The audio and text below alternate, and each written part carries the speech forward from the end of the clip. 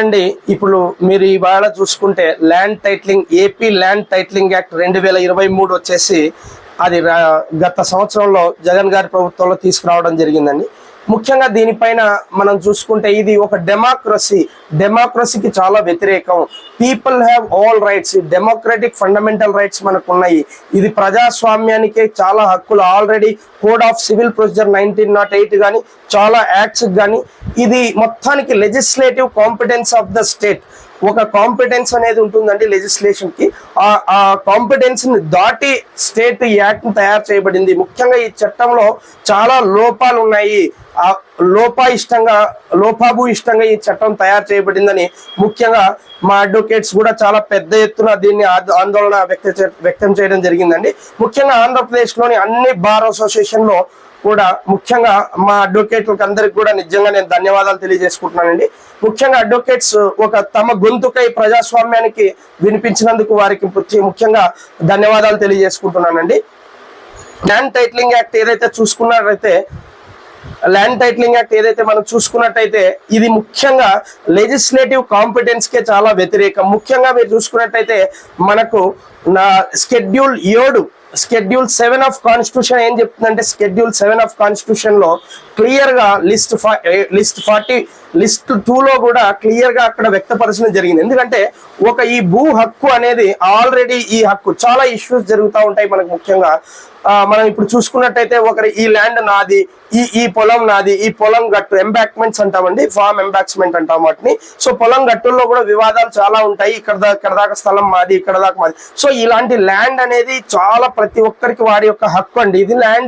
ఈ ల్యాండ్ అనేది ఒక టైటిల్ రావాలి అని చెప్పేసి ప్రపంచంలో కూడా చాలా అప్పటి నుంచి కూడా నీతి ఆయోగ్ కూడా చేయడం జరిగిందండి. మీకు ఆ నీతి ఆయోగ్ మీటింగ్ లో అప్పుడు నీతి ఆయోగ్ మీటింగ్ జరిగినప్పుడు ఆ మీటింగ్ లో 2019 కంతా, ఎందుకంటే ముఖ్యంగా వరల్డ్ ఎకనామిక్ సర్వేలో మన ఇండియా 163 ర్యాంక్ రావడం జరిగిందండి. అప్పుడు ముఖ్యంగా అక్కడ జరిగింది ఏంటంటే ఎందుకు యాక్చువల్ గా ఇప్పుడు మీరు 163 ర్యాంక్ రావడానికి ఎందుకు కారణం అంటే మనకి ఇప్పుడు లెజిస్లేటివ్ మనం చూసుకున్నట్టయితే ముఖ్యంగా వచ్చేసండి ముఖ్యంగా మనకు 10/10/2019లో వరల్డ్ బ్యాంక్ బిజినెస్ సర్వే పెట్టినప్పుడు 66% ఆఫ్ సివిల్ కేసెస్ ఏవైతే ఉన్నాయో 4 ఏళ్ల కన్నా సబార్డినేట్ కోర్ట్స్ లో ఎక్కువగా టైం తీసుకుంటుంది. ఇది 4 సంవత్సరాల కన్నా టైం ఎక్కువ తీసుకుంటుంది. కాబట్టి చాలా సివిల్ కేసెస్ పెండింగ్ ఉన్నాయి. కాబట్టి వీటిని త్వరితగతిగా సమస్యలు పరిష్కరించాలంటే ఇలాంటి చట్టం కాకుండా ఇలాంటి చాలా ఇష్యూస్ వస్తా ఉన్నాయి. కాబట్టి సో ఏదో ఒకటి కామన్ చట్టం అనేది ఒకటి ఉండాలని చెప్పేసి అప్పుడు కమిటీ 6 మందితో కమిటీ నీతి ఆయోగ్ వేయడం జరిగిందండి. అప్పుడు ఒక మోడల్ యాక్ట్ ని ఒకటి తయారు చేయమని చెప్పేసి అది కూడా 25/11/2019 లోపటే దీన్ని ఒక చట్టాన్ని తయారు చేసి మీరు ఒక ముసాయిదా చట్టాన్ని ఒకటి తయారు చేయమని ఇవ్వడం కేంద్రం నీతి ఆయోగ్ కోరడం జరిగిందండి. అందులో కేంద్రానికి ఒక ముసాయిదా చట్టం అంటే వెళ్ళింది.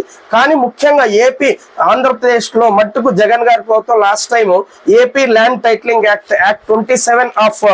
27/2023 గా ఇది చేయబడిందండి. ముఖ్యంగా ఈ యాక్ట్ లో మీరు చూసుకున్నట్టయితే ముఖ్యంగా చేయకపోవడానికి మా దృష్టిలో ముఖ్యంగా ప్రధాన కారణం ఏంటంటే bar jurisdiction of civil courts అండి. సెక్షన్ 38 ప్రకారం ఇంతకుముందు మనకు ఏ వివాదం భూమికి సంబంధించిన ఈ భూమి నాది, ఇక్కడ ఆర్ఎస్ఆర్ మాది ఉంది, ఇక్కడ రీసెటిల్మెంట్ రిజిస్టర్ లో మా పేర్లు ఉన్నాయి, ఓల్డ్ ఈసీలో మా పేర్లు ఉన్నాయి, 1B లో మా పేర్లు ఉన్నాయి, 10(1) అడంగంలో మా పేర్లు ఉన్నాయి. ఇలా లేదంటే ఇట్స్ డిస్ప్యూట్ ఆఫ్ ఫ్యాక్ట్ అంటారండి. ఈ డిస్ప్యూట్ ఆఫ్ ఫ్యాక్ట్ వచ్చేసి ముఖ్యంగా ఎక్కడ డిసైడ్ అవుతుందంటే it has got civil courts వాళ్ళు వెళ్ళినప్పుడు ఈ టైటిల్ ఎవరిది, ఈ ల్యాండ్ ఎవరిది అనేది సివిల్ కోర్టుకు మటుకు ఇష్యూస్ ఫ్రేమ్ చేసే అధికారం మనకు కోడ్ ఆఫ్ సివిల్ ప్రొసీజర్ ద్వారా ఉండిందండి. కోడ్ ఆఫ్ సివిల్ ప్రొసీజర్ 1908 కూడా క్లియర్ గా అదే చెప్తుందండి.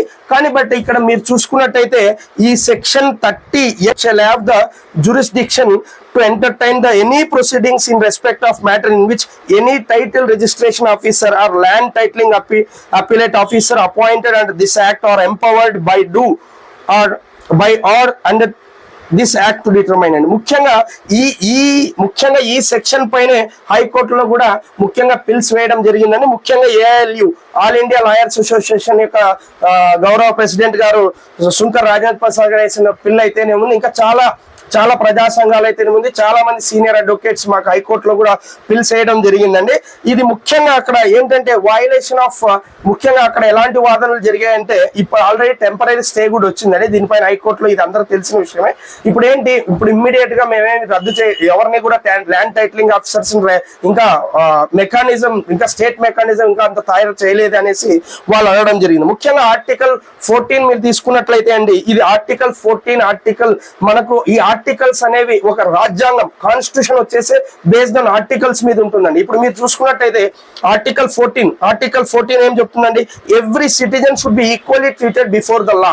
మరి మీరు ఈ విధంగా ఇక్కడ చూసుకున్నట్టయితే ఈ చట్టంలో ల్యాండ్ టైటిలింగ్ రిజిస్ట్రేషన్ ఆఫీసర్ వచ్చినప్పుడు civil courts, already civil courts కి ఒక రైట్ ఉంది, ఒక మెకానిజం ఉంది, కోడ్ ఆఫ్ సివిల్ ప్రొసీజర్ ఉంది అక్కడ, లేకపోతే మనకు ఒక పద్ధతి ఉందండి. వేరాజ్ ఇక్కడ టైటిల్ రిజిస్ట్రేషన్ ఆఫీసర్ వస్తారు, ఆయన ఎవరిది భూమి అంటే వారిది అయిపోతుంది. సో ఈ అపోహలు చాలా విధంగా చాలా మంది పిల్స్ రూపంలో, పబ్లిక్ ఇంట్రెస్ట్ లిటిగేషన్స్ రూపంలో బయటకు తీసుకురావడం జరిగింది. వాళ్ళ యొక్క పర్సనల్ లిబర్టీని కూడా డిప్రైవ్ అయిపోతుంది అనేటం కూడా ఆర్టికల్ 21 చెప్తున్నాను. మీకు ఆర్టికల్ 246 తీసుకున్నారనుకోండి, ముఖ్యంగా 7th షెడ్యూల్లోని కాన్కరెంట్ లిస్ట్ అంటారండి. ఇది కొన్ని ఇష్యూస్ ఉంటాయండి. ఇప్పుడు స్టేట్ ఒక లా చేస్తుంది, సెంట్రల్ ఒక లా చేస్తుంది, అప్పుడు దేన్ని మనం ఇది చేసుకోవాలి అంటాం కూడా ఆర్టికల్ 246. ఆర్టికల్ 251 కూడా ఉందండి. ఆర్టికల్ 252 కూడా ఇది వ్యతిరేకం. ఆర్టికల్ 300A, ముఖ్యంగా ఆర్టికల్ 300A అనేది everyone has right to purchase some property అండి. It's does not mean that thing. So ఇలాంటి ఇష్యూస్ అన్ని మనకు చాలా సివిల్ కోర్ట్స్ లో పెండింగ్ ఉన్నాయి. ఇండియన్ లీగల్ సిస్టమ్ లో మనకు అప్పటి నుంచే ఒక ఓల్డ్ సిస్టమ్ ఉంది. ఏవైనా ఇష్యూస్ వచ్చినాయంటే మనకు ముఖ్యంగా ఇష్యూస్ ఏమైనా అయ్యాయంటే అడ్జుడికేట్ చేయాలి. How to adjudicate the issues, civil issues అనడానికి మనకు కోడ్ ఆఫ్ సివిల్ ప్రొసీజర్ ఉంది, క్వశ్చన్ ఆఫ్ ఫ్యాక్ట్స్ క్రాస్ కి ఒక రైట్ ఉంది, ఒక మెకానిజం ఉంది, కోడ్ ఆఫ్ సివిల్ ప్రొసీజర్ ఉంది అక్కడ, లేకపోతే మనకు ఒక పద్ధతి ఉందండి. వేరాజ్ ఇక్కడ టైటిల్ రిజిస్ట్రేషన్ ఆఫీసర్ వస్తారు, ఆయన ఎవరిది భూమి అంటే వారిది అయిపోతుంది. సో ఈ అపోహలు చాలా విధంగా చాలా మంది పిల్స్ రూపంలో, పబ్లిక్ ఇంట్రెస్ట్ లిటిగేషన్స్ రూపంలో బయటకు తీసుకురావడం జరిగింది. వాళ్ళ యొక్క పర్సనల్ లిబర్టీని కూడా డిప్రైవ్ అయిపోతుంది అనేటం కూడా ఆర్టికల్ 21 చెప్తున్నాను. మీకు ఆర్టికల్ 246 తీసుకున్నారనుకోండి, ముఖ్యంగా 7th షెడ్యూల్లోని కాన్కరెంట్ లిస్ట్ అంటారండి. ఇది కొన్ని ఇష్యూస్ ఉంటాయండి.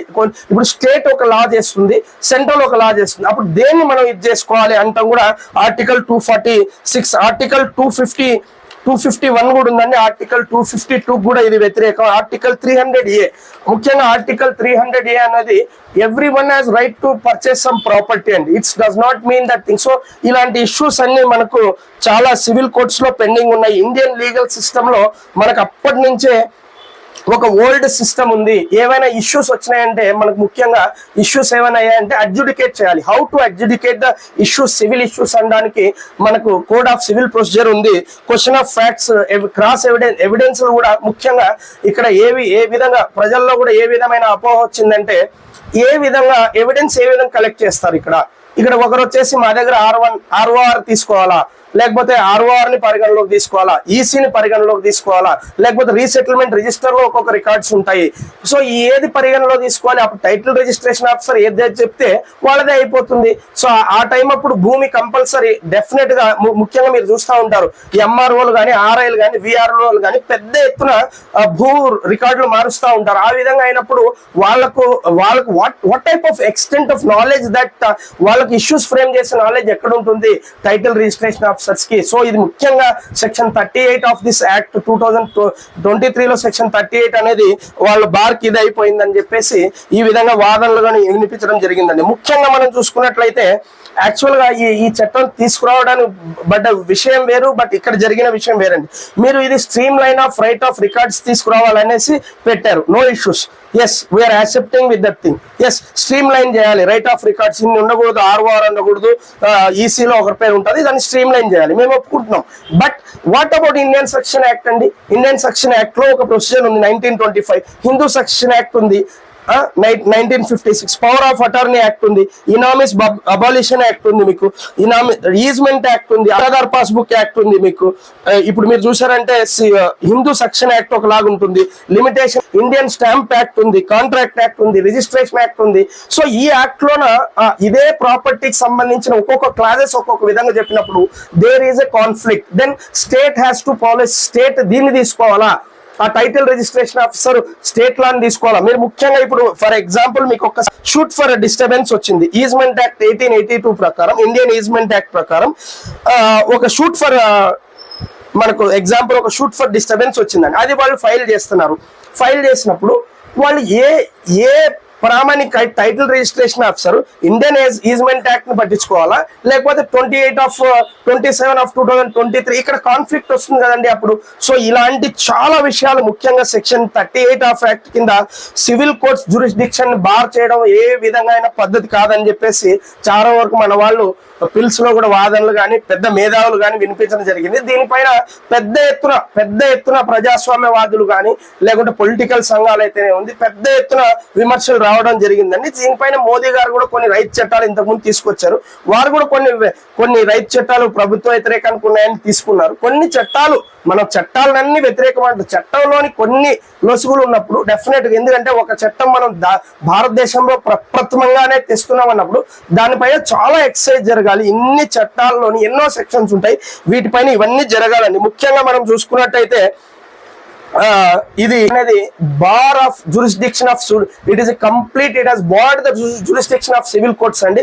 సివిల్ కోర్ట్స్ కి డెఫినెట్ గా అధికారం ఉండాలి, ఎందుకంటే ఆ అధికారం ఎప్పుడైతే సివిల్ కోర్ట్స్ కి తీసేసి ఎప్పుడైతే ఈ land titling registration officer and land titling officer అది కూడా 2 సంవత్సరాలే టైం ఇచ్చారు. 2 సంవత్సరాల తర్వాత మళ్ళీ వాళ్ళు చెప్పుకోవడానికి ఉండదు. సపోజ్ మీరు ముఖ్యంగా మన రాయలసీమ ప్రాంతాలైన పశ్చిమ ప్రాంతాలు కానీ లేకపోతే విజయనగరం కానీ ఇలాంటి ప్రాంతాలు మనం చూసుకున్నట్టయితే ముఖ్యంగా ఆంధ్రప్రదేశ్ లో చాలా మంది వలసలు వెళ్తా ఉంటారు.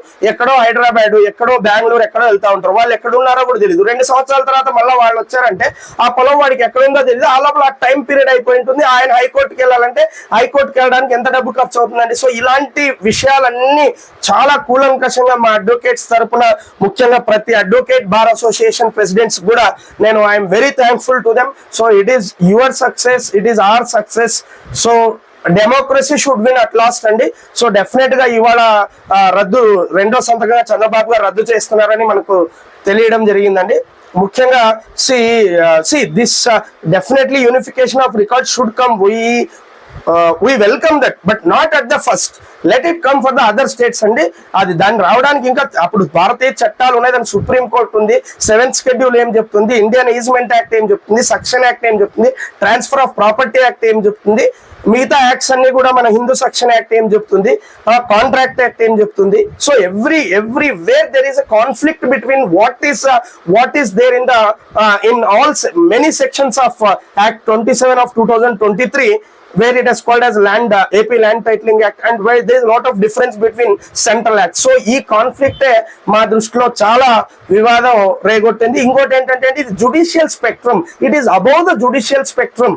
సో జుడిషియల్ కు ఒక లా ఉంది. ముఖ్యంగా మీరు చూసుకుంటే ఒక దేశం ఆర్థిక ప్రగతి కానీ వాణిజ్య ప్రగతి కానీ అన్ని రకాల ప్రగతి దేశం చెందాలంటే లెజిస్లేటివ్, ఎగ్జిక్యూటివ్, జుడిషియల్ అనేవి మూడు సింహానికి 3 మన ఎంబ్లంకి ఎలా ఉంటుందో అలాగా 3 అనేవి చాలా ఇంపార్టెంట్ అండి. ఒకటి ఎవరి స్పెక్ట్రంలో ఇంకోరు తలదూర్చకుండా పనిచేస్తూ ఉన్నప్పుడు సో అలాంటివి జరిగాయి అనేది చాలా మంది ప్రజాస్వామ్యవాదుల వాదన, ముఖ్యంగా మా లాయర్ల వాదన కూడా అదేనండి. సో ఇవాళ we are very thankful for all the people. I'm congratulating all my advocates for making this unifying win, for abolishing this act, and it is all your efforts. So definitely in future also let us all work together, sir. Advocates unity should be promoted. మరిన్ని videos కోసం channel ని subscribe చేయండి, latest updates కోసం WhatsApp channel ని follow చేయండి, and link description లో ఉంది.